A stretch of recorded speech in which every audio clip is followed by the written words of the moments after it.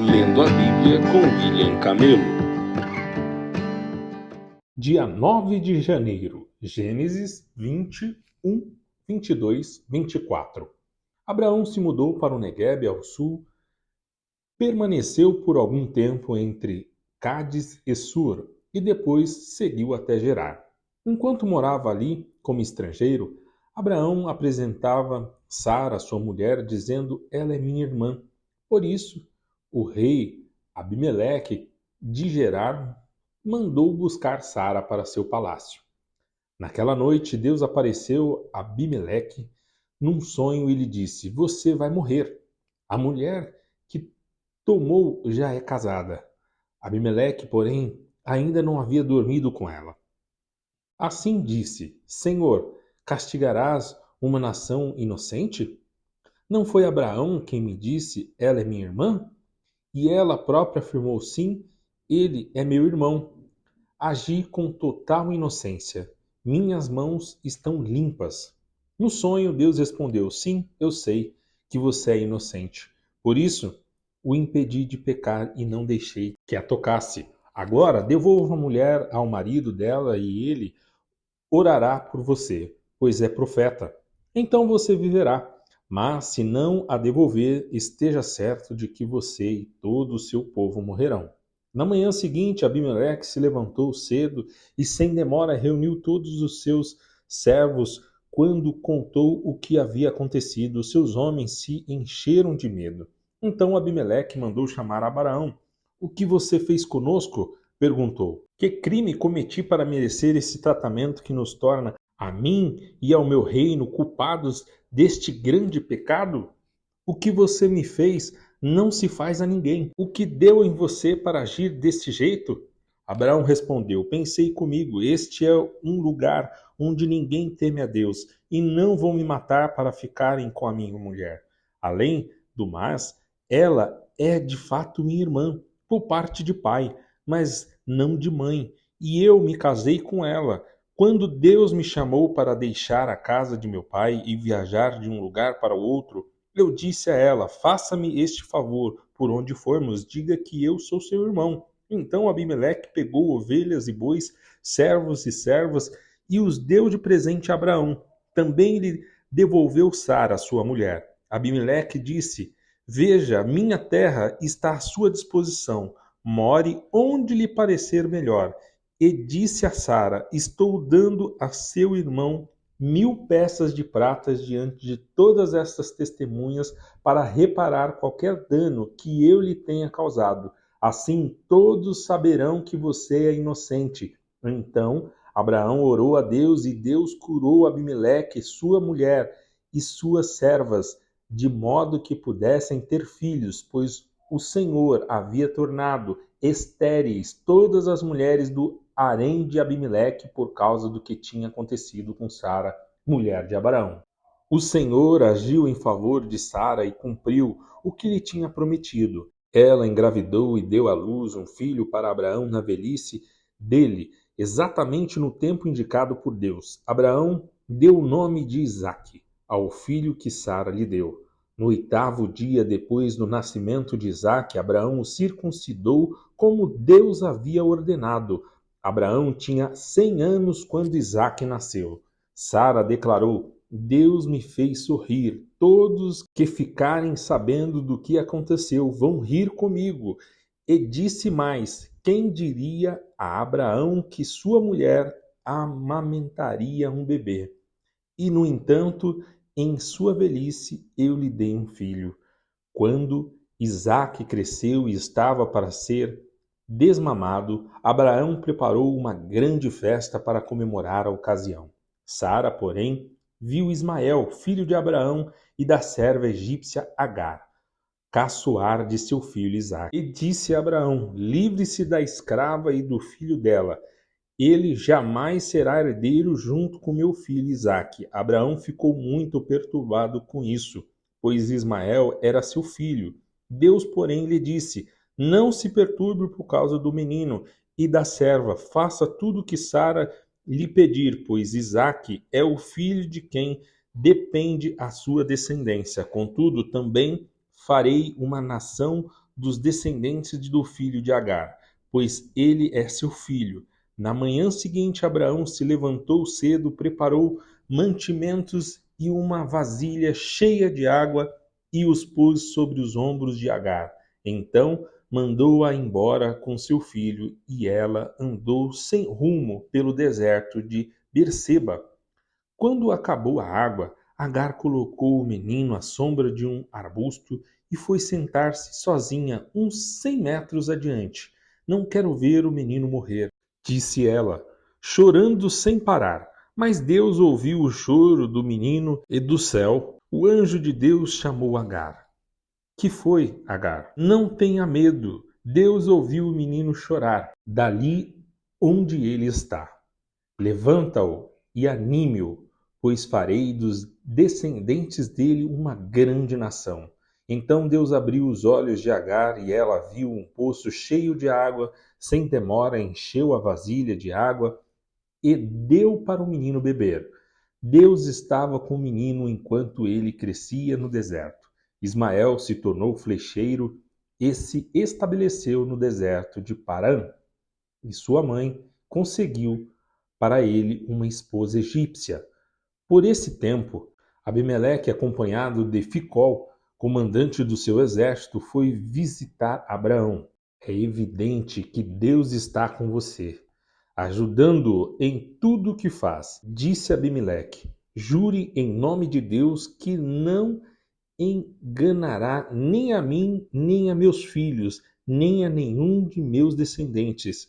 Tenho sido leal a você, por isso jure que será leal a mim e a esta terra onde vive como estrangeiro. Abraão respondeu, eu juro. Contudo, Abraão reclamou com Abimeleque sobre um poço que os servos de Abimeleque lhe haviam tomado à força. Eu não sabia disso, respondeu Abimeleque. Não faço ideia de quem será o responsável. Você nunca se queixou a esse respeito. Então Abraão deu ovelhas e bois a Abimeleque, e os dois fizeram um acordo. Quando Abraão também separou do seu rebanho mais 7 cordeirinhas.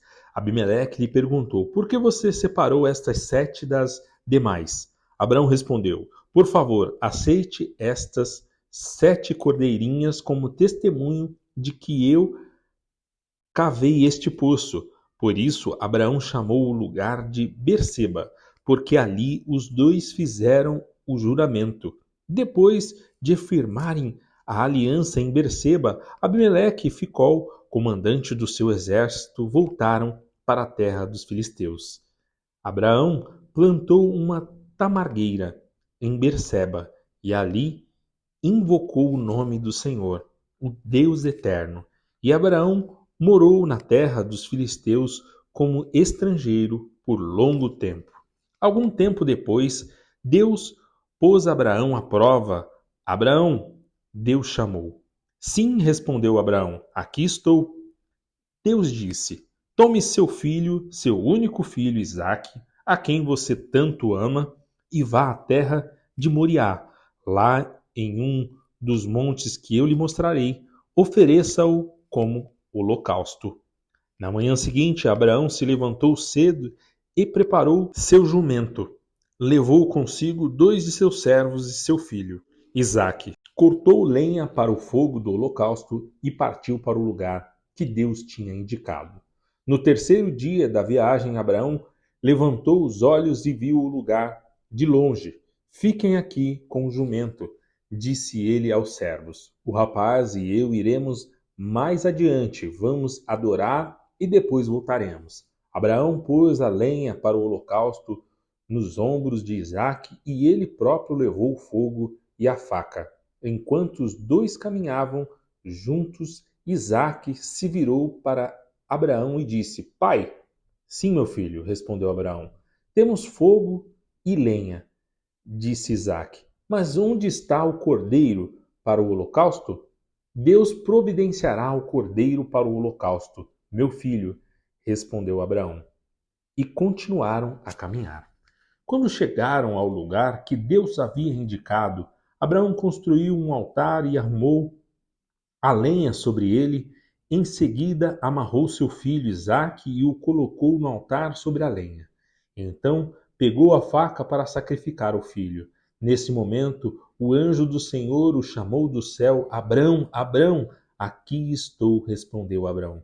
Não toque no rapaz, disse o anjo. Não lhe faça mal algum. Agora sei que você teme a Deus de fato. Não me negou nem mesmo seu filho, seu único filho. Então Abraão levantou os olhos e viu um carneiro preso pelos chifres num arbusto. Pegou o carneiro e ofereceu como holocausto em lugar do filho. Abraão chamou aquele lugar de Javé-Jiré. Até hoje as pessoas usam esse nome como provérbio. No monte do Senhor se providenciará. Então o anjo do Senhor chamou Abraão novamente do céu. Assim diz o Senhor: uma vez que você me obedeceu e não me negou nem mesmo seu filho, seu único filho, juro pelo meu nome que certamente o abençoarei, multiplicarei grandemente seus descendentes e eles serão como as estrelas no céu e a areia na beira do mar.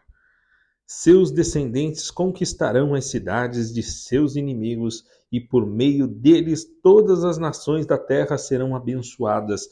Tudo isso porque você me obedeceu. Então voltaram até onde estavam os servos e partiram para Berseba, onde Abraão continuou a morar.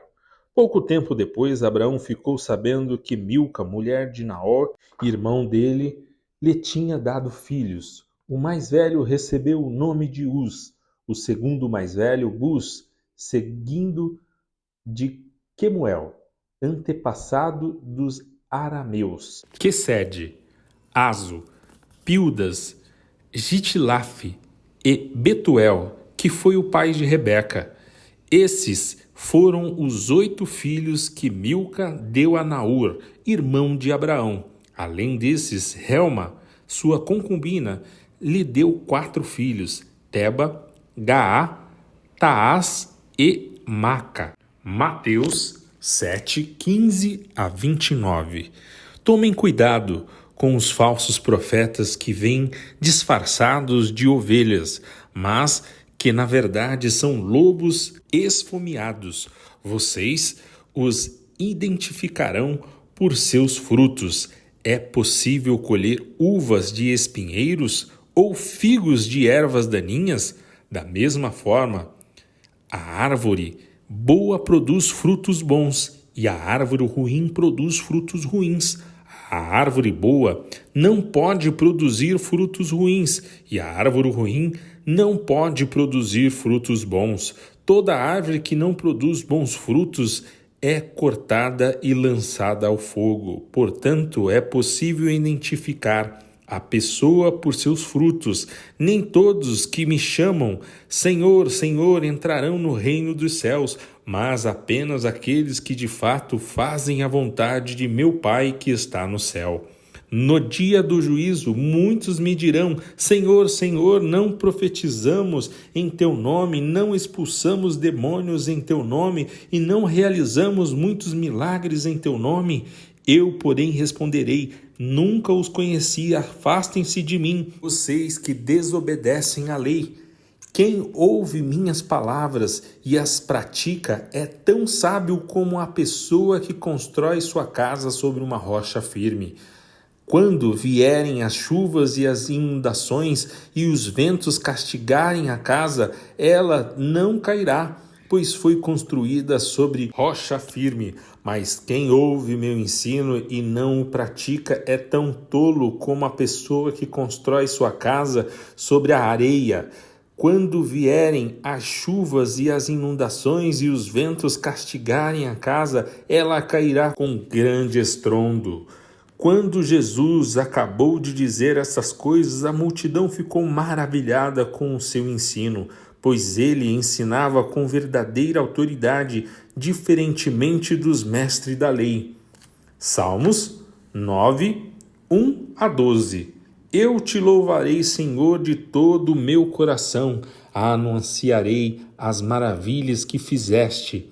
Por causa de ti me alegrarei e celebrarei, cantarei louvores ao teu nome, ó Altíssimo. Meus inimigos recuarão, tropeçarão e morrerão diante de tua presença, pois julgaste meu direito e minha causa.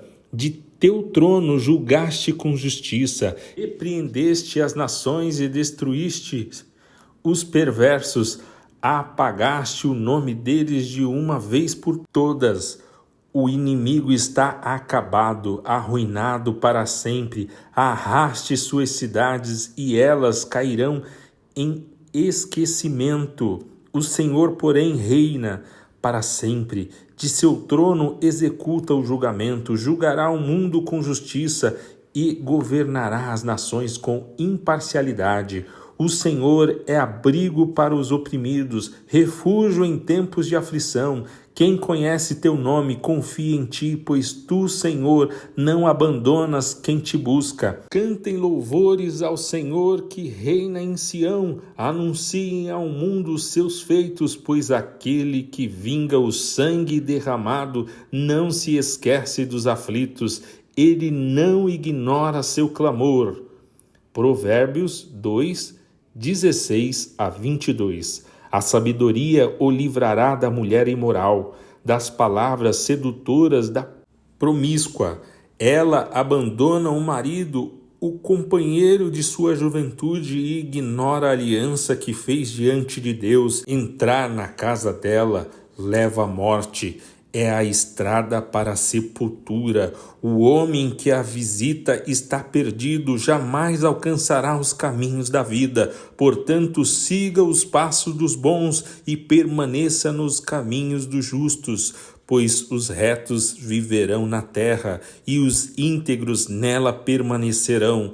Os perversos, porém, serão eliminados da terra e os desleais arrancados dela.